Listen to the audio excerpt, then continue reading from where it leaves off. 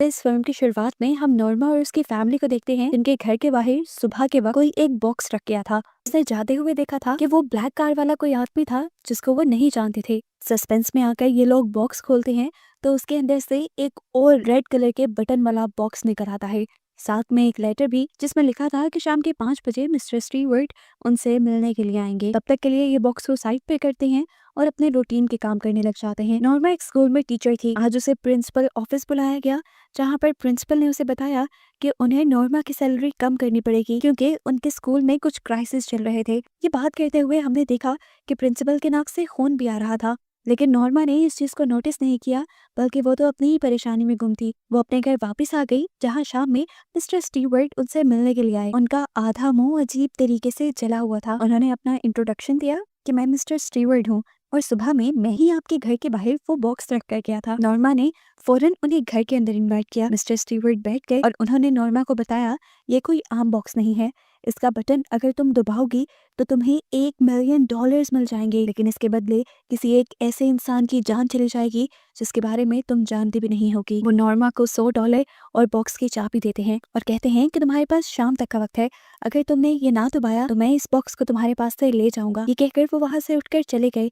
जबकि यहाँ हमें नॉर्मा के हस्बैंड को दिखाया गया जो कि नासा में काम करता था। उसने स्पेस पे जाने के लिए एप्लीकेशन भी दी थी, लेकिन उसे एक बुरी खबर मिली कि वो स्पेस में नहीं जा सकता। हालांकि उसने सभी टेस्ट पास कर लिए थे, लेकिन वो साइकोलॉजिकल टेस्ट में फेल हो चुका था। उदास होकर वो घर आता है तो नॉर्मा उसके लिए एक नई खबर लिए बैठी थी। नॉर्मा ने उसे बॉक्स की और मिस्टर स्टीवर्ट की सारी कहानी बताई और कहा कि अगर हमने इस लाल बटन को दबाया तो हमें $1 मिलियन मिलेंगे, लेकिन इसके बदले किसी की जान चली जाएगी। ये दोनों सोच में पड़ गए कि इन्हें इसे दबाना भी चाहिए या नहीं, लेकिन नॉर्मा को नहीं लग रहा था कि उसकी बातें सच होंगी, इसीलिए उसने मिस्टर स्टीवर्ट की बातों को इग्नोर करते हुए उस बटन को दबा दिया। शाम के 5 बजते ही मिस्टर स्टीवर्ट इनके घर आए और उन्होंने $1 मिलियन का ब्रीफ केस इन्हें दे दिया। ये देखकर नॉर्मा का हस्बैंड शॉक रह गया था। उसे ये पैसे नहीं चाहिए थे। उसने फौरन ये ब्रीफ केस बंद किया और मिस्टर स्टीवर्ट को देने के लिए उनके पीछे गया, लेकिन वो कब से अपनी कार लेकर यहाँ से जा चुके थे।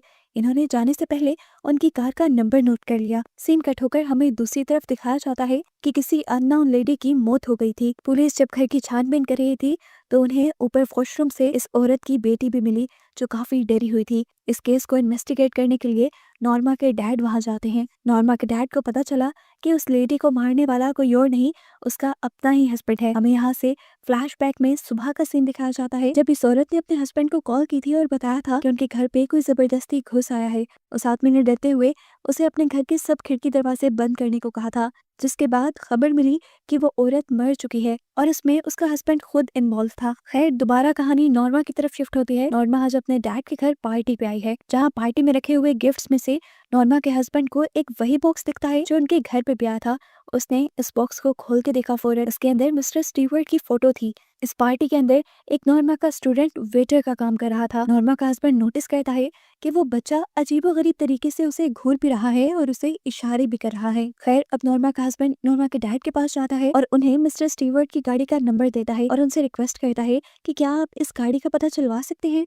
नॉर्मा के डैड उसका ये काम करने के लिए मान गए थे, लेकिन उसके बावजूद भी नॉर्मा और उसके हस्बैंड के साथ इस पार्टी में बहुत कुछ अजीब हो रहा था। उनको खुद भी चक्कर आने लग जाते थे और उन्होंने ये भी नोटिस किया था कि यहाँ जो कोई भी उनसे बात करता था उसके नाक से खून निकलने लग जाता था। डर कर ये लोग अपने घर जाने का फैसला करते हैं तो बाहर इनकी गाड़ी पे नो एग्जिट लिखा हुआ था और इस चीज ने उन्हें और भी ज्यादा डरा दिया। लेकिन खैर, ये लोग अपने घर की तरफ बढ़ गए।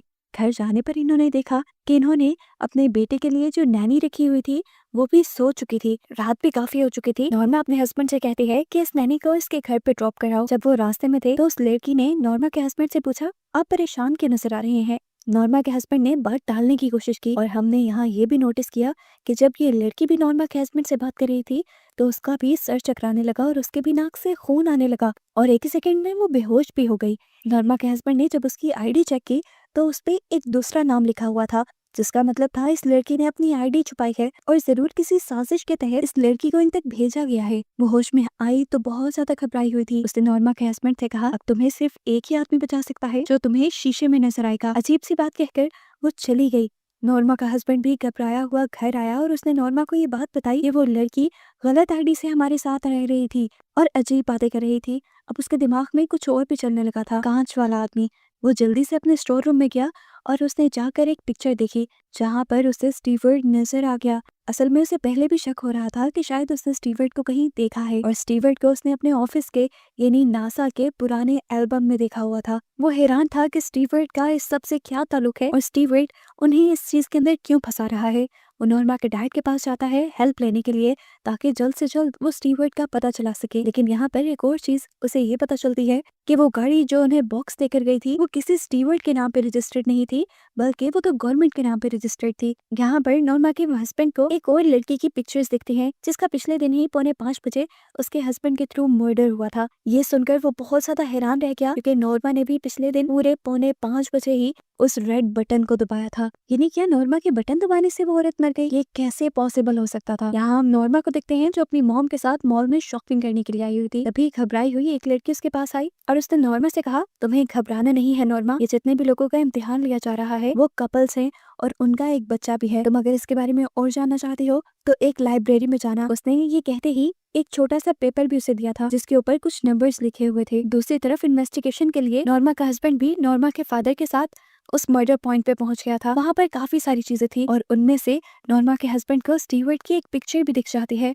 जिस पिक्चर को जब उसने उठाया तो उसके नीचे एक नंबर लिखा हुआ था। वो पहचान गया कि ये लाइब्रेरी की बुक शेल्फ का नंबर है, जिसे लिए वो भी लाइब्रेरी आ गया और यहाँ दिखाया गया कि नॉर्मा भी लाइब्रेरी ही आई हुई थी। अब जिस बुक शेल्फ का और बुक का नंबर उस तस्वीर के नीचे लिखा हुआ था, वो बुक उठाने पर नॉर्मा के हस्बैंड को उसके अंदर एक न्यूज़पेपर की कटिंग मिली जिसमें उस दिन की रिपोर्ट थी, उस दिन की जब ये लोग पहली मर्तबा मार्स पे उतरे थे। सभी साइंटिस्ट बहुत ज्यादा एक्साइटेड थे। स्टीवर्ट भी उनके साथ ही गया था मार्स पर और जब वो पिक्चर ले रहा था तो तभी उसके ऊपर बहुत ही बुरी बिजली गिरी थी जिसकी वजह से उसका मुंह जल गया था। यहाँ नॉर्मा भी लाइब्रेरी के दूसरी तरफ एक रिकॉर्डिंग तक पहुंचती है। वो इस वीडियो रिकॉर्ड को जब प्ले करती है तो उसे पता चलता है ये रिकॉर्ड भी उसी टाइम का है जब स्टीवर्ट और उसका पूरा ग्रुप मार्स पर जाने की तैयारी कर रहा था। इस वीडियो में स्टीवर्ट का चेहरा बिल्कुल ठीक नजर आ रहा था। नॉर्मा ये वीडियो देख ही रही थी कि पता नहीं अचानक उसे क्या हुआ, उसे ऊपर जाने का मन हुआ। वो ऊपर गई तो उसके सामने मिस्टर स्टीवर्ट ही खड़े थे जिन्होंने उसका हाथ पकड़ा तो वो बेहोश हो गई। यहाँ पर नॉर्मा का हस्बैंड जो बुक और न्यूज़पेपर की कटिंग लेकर यहाँ से जाने ही वाला था, उसके पीछे बहुत से लोग पड़ गए और वो घबरा सा गया। वो एक हॉल नुमा जगह पर आया तो वहां पर बैठे हुए सभी लोग अजीब तरीके से उसे घूरने लगे और तभी सामने से स्टीवर्ट की वाइफ भी आ गई, जिसे देखते ही उसने पूछा कि आखिर तुम लोग मुझसे चाहते क्या हो। तो उस लड़की ने बताया कि स्टीवर्ट ने हम सबको कंट्रोल किया हुआ है। नॉर्मा का हस्बैंड उसे कहता है, मुझे नहीं पता, मैं बस यहाँ से बाहर जाना चाहता हूँ। उसकी बात सुनकर स्टीवर्ट की वाइफ उसे एक अजीब से कमरे में लेकर जाती है और उसके सामने 3 पानी के पोर्टल खुल जाते हैं। वो उसे बताती है ये 3 रास्ते हैं, अगर तुम यहाँ से निकलना चाहते हो तो इनमें से एक चुनो। इन पानी के रास्तों के अंदर कुछ और भी तो हो सकता था। वो किसे चूज करता। अचानक उसे याद आया कि नॉर्मा के डैड की पार्टी में एक लड़का उसे बार बार घूर कर इशारे कर रहा था और उसे 2 नंबर बता रहा था। उसी हिंट को याद रखते हुए वो यहाँ पर दूसरा पैसेज चुन लेता है और जैसे ही पानी को टच करता है तो पानी उसे अपने अंदर खींच लेता है। दूसरी तरफ हम नॉर्मा को बेड पे बेहोश पाते हैं। जैसे ही उसे होश आया तो उसने अपने ऊपर वैसा ही पानी का पोर्टल देखा जैसा अभी हमने उसके हस्बैंड के पास देखा था। उसे जैसे ही इस पोर्टल को टच किया तो बहुत सारा पानी और उसका हस्बैंड उसके साथ बेड पर गिर गए। सीन कट होकर अब हमें 2 नए कैरेक्टर्स को दिखाया जाता है। ये दोनों नासा की अथॉरिटी के लोग थे और ये लोग स्टीवर्ट के बारे में ही बात कर रहे थे। और यहाँ पर हमें एक बहुत बड़ा ट्विस्ट पता चलता है कि जब स्टीवर्ट के मुंह पे बिजली गिरी थी उस टाइम स्टीवर्ट मर गया था। उसे तो डेड डिक्लेयर करके सर्द खाने में भी रख दिया गया था, लेकिन फिर उसके हंसने की आवाज से नर्स ने डर कर उसका कैबिन खोला तो देखा कि स्टीवर्ट जिंदा था। उसके मुंह के अलावा उसके जिस्म के बाकी सभी के सभी जख्म ठीक हो गए थे और उसके बाद से वो आज तक जिंदा है। अब इन्हीं में से एक आदमी स्टीवर्ट के पास जाता है और हमें यहाँ पे ये भी बात मालूम होती है कि स्टीवर्ट इस टाइम गवर्नमेंट के बहुत से इंस्टीट्यूट्स को संभाल रहा है। यहाँ पर इस टाइम स्टीवर्ट के सामने बहुत सारे पैसे और वो बॉक्स भी थे जिनके दबाने पर कोई भी मर जाता था। उस आदमी ने स्टीवर्ट से पूछा कि आखिर ये आप क्यों कर रहे हैं और ये सब कब तक चलता रहेगा। तो स्टीवर्ट ने बताया, मैं सिर्फ इंसानों का इम्तिहान ले रहा हूँ। जैसे ही कोई एक भी इंसान इस बटन को नहीं दबाएगा मैं इस सारे खेल को खत्म कर दूंगा। लेकिन ये सब इंसान लालची हैं, ये सब इंसान मेरे टेस्ट में फेल हो जाते हैं और इस बटन को दबा देते हैं और इसीलिए मैं इन्हें मार देता हूँ। सीन कट होकर हमें नॉर्मा और उसकी फैमिली को दिखाया जाता है जो किसी की वेडिंग पार्टी में आए थे। यहाँ अचानक से नॉर्मा के हस्बैंड की तबीयत खराब हो जाती है और वो जल्दी से पार्टी से निकलकर बाहर चला जाता है। नॉर्मा के बेटे ने अपने डैड को बाहर जाते देख लिया था, वो भी अपने डैड के पीछे गया और नॉर्मा अपने बेटे के पीछे गई। देखने को मिलता है कि नॉर्मा के बेटे को किसी ने किडनैप कर लिया था और ये देखकर नॉर्मा बुरी तरह घबरा गई थी। जबकि दूसरी तरफ वो आदमी जिसने मूवी के शुरू में अपनी ही वाइफ का मर्डर किया था, वो अब नॉर्मा के हस्बैंड के ऊपर गन ताने हुए था और गन पॉइंट पे ही वो उसे अपनी कार में बिठा लेता है। यहाँ इस आदमी से नॉर्मा के हस्बैंड को स्टीवर्ट की हकीकत पता चलती है। वो एक बहुत ही घिनौनी गेम खेल रहा था जिसमें वो इंसानों को टेस्ट किया करता था। लालच में आकर इंसान उसके दिए हुए बॉक्स का बटन दबा देते थे और जो भी वो बटन दबाता था, स्टीवर्ट उसी के फैमिली मेंबर के जरिए उसी को मरवा देता है। जैसे उसने मेरे जरिए मेरी वाइफ को मरवाया। मैं ऐसा करना नहीं चाहता था, लेकिन उसने मेरी बेटी को किडनैप कर लिया था और मेरी वाइफ को मारना मेरी मजबूरी बन गई थी। उस दिन के बाद से अब तक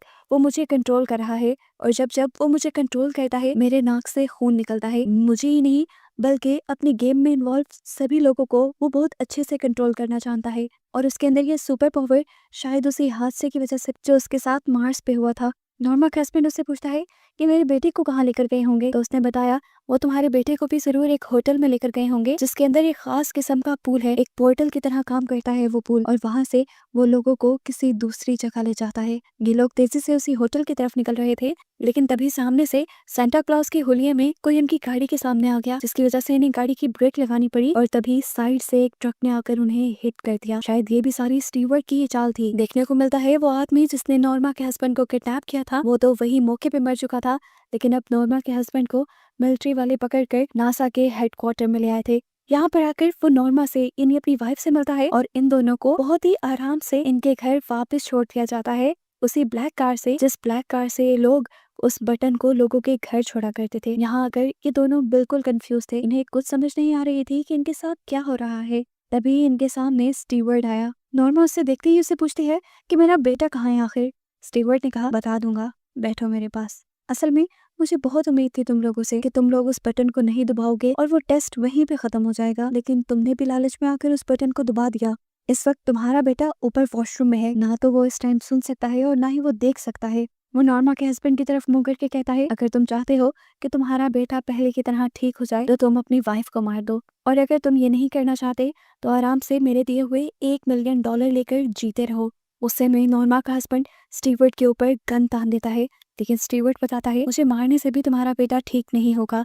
तुम्हारे बेटे को ठीक करने का एक ही रास्ता है, तुम्हारी वाइफ को मारना। नॉर्मा पूरी तरह टूट चुकी थी। उसकी लालच ने उसका बड़ा नुकसान करवाया था। उसको अपनी जिंदगी प्यारी नहीं थी, अपना बेटा प्यारा था। वो पूरी जिंदगी अपने बेटे को इस तरह नहीं देख सकती थी, इसीलिए उसने अपने हस्बैंड से कहा कि तुम मुझे मार दो। आखिर नॉर्मा का हस्बैंड नॉर्मा को मजबूरी में मार ही देता है। और ठीक इसी टाइम पे हम दूसरी तरफ देखते हैं कि कोई अनजान कपल उस रेड बटन को दबा रहा था, और यही तो असल वो बात थी कि जब जब कोई ये रेड बटन दबाता था दूसरी तरफ किसी की मौत हो जाती थी।